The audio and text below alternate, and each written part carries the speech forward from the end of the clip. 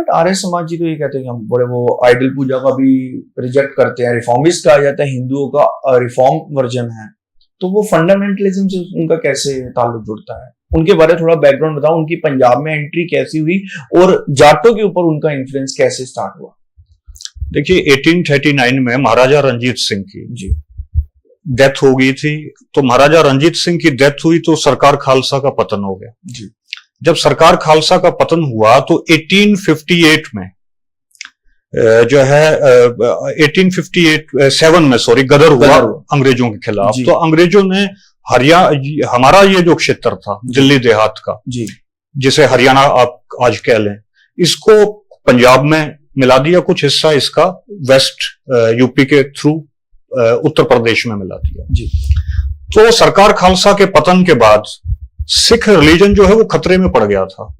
क्योंकि लोग वापस हिंदू बनना शुरू हो गए थे। जो लोग खालसा गवर्नमेंट में फायदा उठाने के लिए सिख बने थे, जो हिंदू खालसा गवर्नमेंट मौका परस्त जो थे, वो वापस हिंदू बनना शुरू हो गए। वो जब वापस हिंदू बनना शुरू हो गए तो लॉर्ड डलहौजी ने लिखा कि with in a decade Sikh धर्म खत्म हो जाएगा।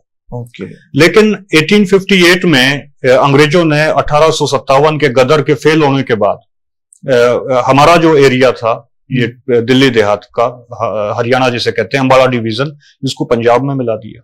तो जब पंजाब में जब हम आए तो एडमिनिस्ट्रेटिव लेवल पर जब पंजाब का हम ब्रिटिश रिजिम में हिस्सा बने जी, तो ये संभावना पैदा होगी कि भाई यहाँ का भी जो जाट है ना वो सिख बनेगा, और सिख बनने भी शुरू हो गए। करनाल, कुरुक्षेत्र, अंबाला, जींद, ये सब लोग जाट बिरादरी वो सिक्खी में आने लग गई। जाट के साथ और बिरादरियां भी सिक्खी में आने लग गई।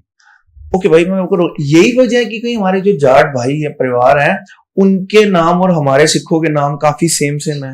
करनैल सिंह, जरनैल सिंह, जुझार सिंह, उनकी मदर के नाम भी पीछे कौर आता है। हालांकि हिंदू लेडीज कौर नहीं लगाती, कुमारी लगाती हैं। मेरा एक फ्रेंड है, वो जाट है, हरियाणा से है, उसकी दादी का नाम इकबाल कौर, उसने मुझे जब बताया तो मुझे बड़ी हैरानी हुई। मैं ये कैसे हो सकता है? मेरी खुद दादी जी का नाम जो था ना वो राम कौर था भाई साहब। ओके, ये उसी उन्हीं दिनों की बात है जब ये होना शुरू हुआ। हाँ। ओके। तो मेरे दादाजी का नाम इंदर सिंह, फादर का नाम सूबे सिंह। ओके। हाँ, नाना जी का नाम रिसाल सिंह। ओके। तो हम तो सिंह थे या कौर थे, हमारे जो दादी हमारी थी। ठीक है। तो अब आर्य समाज ने जाटों को जो है ना वो अपनी तरफ लुभाने के लिए फिर दयानंद सरस्वती जी ने जो 1875 में इन्होंने बंबई में आर्य समाज को बनाया। और फिर हमें लुभाने के लिए इन्होंने ये कहना शुरू किया, भाई जब ऐसे ही जाट जी जैसे महापुरुष समाज में हो तो संसार में पोप लीला ना चले। ऐसा सत्यार्थ प्रकाश में इन्होंने लिखा 2nd एडिशन में, जो 1884 में छपा था इनकी डेथ के बाद। 1883 में इनकी डेथ हो गई थी। तो इसमें इन्होंने जब जाटों को जाट जी कहा जी, तो एक तरीके से ये कास्ट का कार्ड था जिसका इन्होंने इस्तेमाल किया। और वो ऐसा क्यों लगा कि मेरे को जाटों पे कास्ट का कार्ड खेलना चाहिए, वो भी पंजाब रीजन के अंदर? अदरवाइज तो जाट उनमें आते नहीं ना, उनके पास कोई ऐसा था भी नहीं, कोई ऐसी विचारधारा जो हमें अट्रैक्ट कर सके। मुंबई से उठ के वो पंजाब हरियाणा आ रहा है, कुछ तो वजह होगी। नहीं, मुंबई में तो भाई साहब कॉन्स्पिरेसी तैयार हुई थी। ओके। मुंबई में तो ये षड्यंत्र तैयार हुआ था। ओके। मुंबई में तो ये इसके लिए इकट्ठे हुए थे लोग कि वहां पे जाट लोग सिख हो रहे हैं, उनको रोका जाए। ये कॉन्स्पिरेसी तैयार की गई कि इसको कैसे रोका जाए। कैसे रोका तो उसके लिए फिर दयानंद ऋषि यानी लाहौर आए। हाँ, लाहौर आए और 1858 में लाहौर में इनका हेडक्वार्टर भी बन गया। ओके। 1858 में नहीं, सॉरी 1875 में आर्य समाज बना। 1877 में जी इनका हेडक्वार्टर लाहौर में आ गया जी। तो लाहौर में जब 1877 में इनका हेडक्वार्टर आया तो वहां से फिर इन्होंने अपना जो है प्रचार शुरू किया और प्रचार हमारी बेल्ट में ज्यादा हुआ, हिंदू जाट बेल्ट में ज्यादा हुआ। ओके। आप पंजाब में भी हुआ इनका प्रचार, लेकिन यहाँ हिंदू जाट बेल्ट इनके फोल्ड में आ गई। तो इनका इसके पीछे हिंदू जाट बेल्ट को आर्य समाज में लाने की ये भी वजह थी कि एक आर्थिक एंगल, क्योंकि जब जाट फसल होती है तो पंडित को देता है, ऐसे माना जाता था, या एक कोई आर्थिक रीजन भी था? नहीं, जाट तो यहाँ दिया नहीं करते भाई साहब इस तरीके से। ओके। और यहाँ का देखा जाए ना, जो ब्राह्मण था हमारा जी, पूरे नॉर्थ इंडिया का या जाट बेल्ट का ब्राह्मण कह लीजिए जी, वो भी लगभग काम करके ही खाता था, वो भी खेती ही करता था। हाँ, यहाँ जो याचक ब्राह्मणीय परंपरा है, माने भीख मांग के खाने की परंपरा, यहाँ नहीं थी। वो यहाँ कीर्ति बंदे, यहाँ सब जो ब्राह्मण था वो भी मेहनत करता था, वो भी किरत करता था।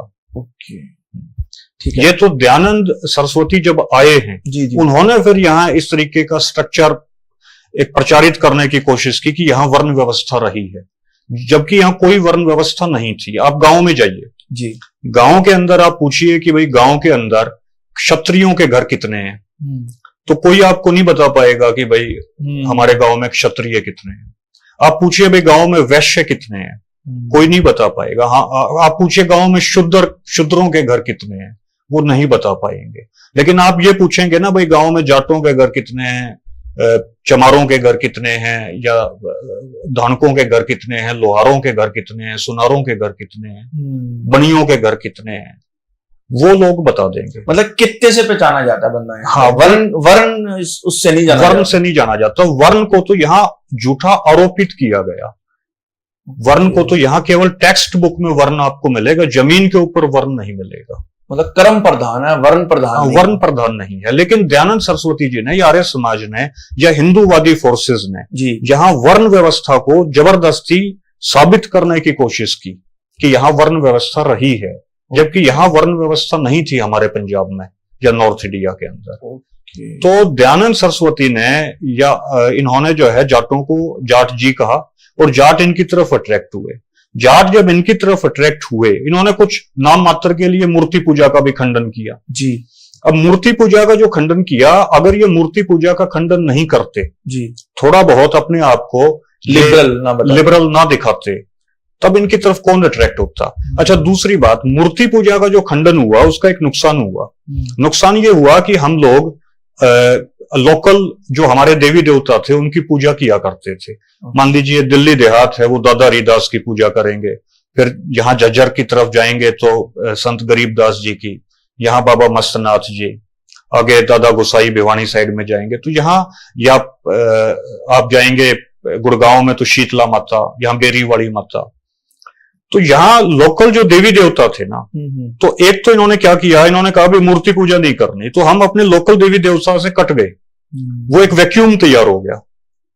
वो जो हम पूजा करते थे, इन्होंने हमसे हमारे देवता छीन लिए मूर्ति पूजा के नाम पर। जब हमसे इन्होंने अपने देवता छीन लिए, हमारे आड़े में जो घर में आड़ा होता था, उसमें जहां दादा हरिदास की मूर्ति होती थी मिट्टी की, या बाबा मस्तनाथ जी की मिट्टी की मूर्ति होती थी, या मूर्ति नहीं होती थी तो केवल दिया जला दिया करते, तो वहां इन्होंने जो स्पेस जो बन गया ना दादा हरिदास जी की मूर्ति उठने से या बाबा मस्तनाथ जी की मूर्ति उठने से, वो वैक्यूम जो क्रिएट हुआ, उस वैक्यूम में आगे चलकर गणेश जी आ गए।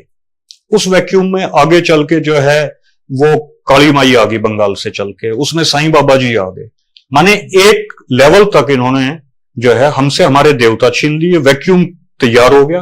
वैक्यूम जब तैयार हुआ तब आर्य समाज ने मूर्ति पूजा का खंडन छोड़ दिया, और उस वैक्यूम को फिर हिंदूवादी देवताओं ने भर दिया।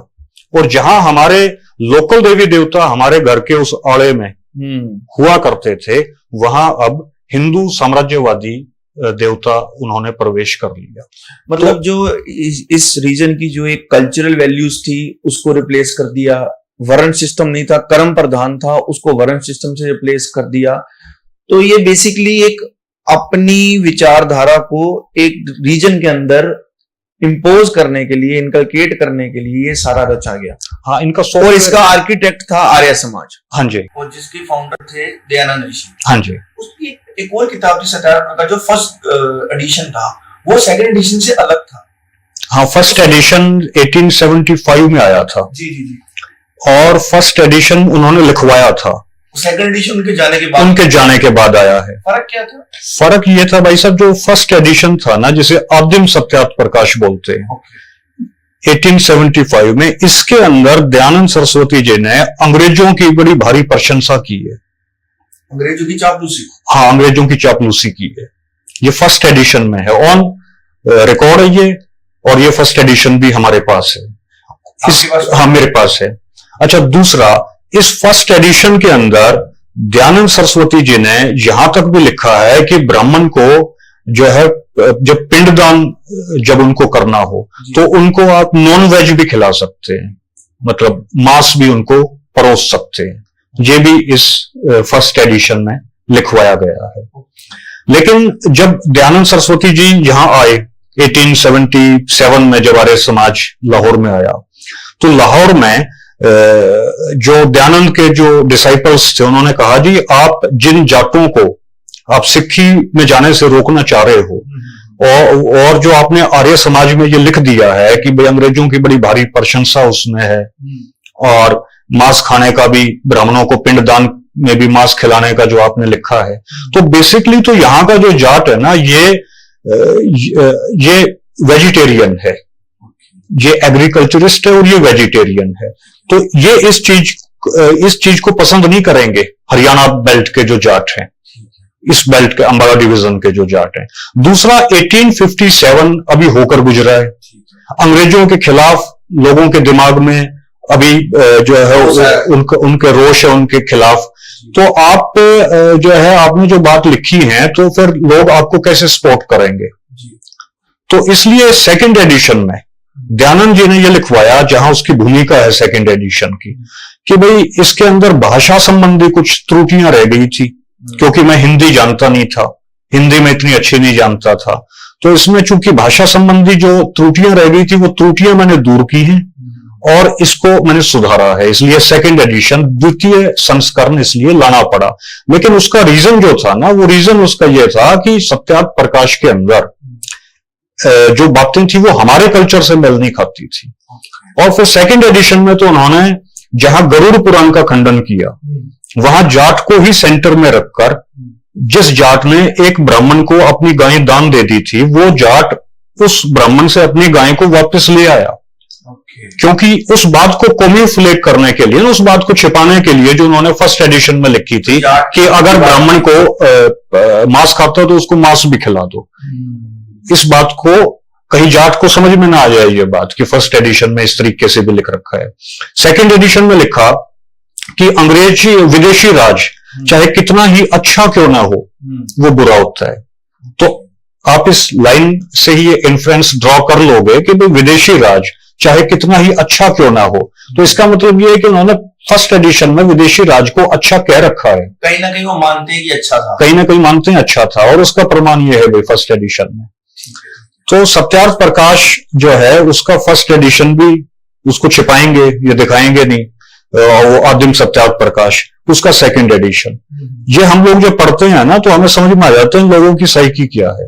और इन्होंने फिर आर्य समाज की वजह से जाटों को सिख बनने से रोक दिया, और फिर आर्य समाज ने वैक्यूम क्रिएट किया। वैक्यूम क्रिएट किया, हमसे मूर्ति पूजा के नाम पर हमारे देवी देवता हमसे छीन लिए। जब देवी देवता हमसे छीने, वो वैक्यूम जो क्रिएट हुआ, उस वैक्यूम को फिर हिंदू फंडामेंटलिस्ट फोर्सेस ने भर दिया।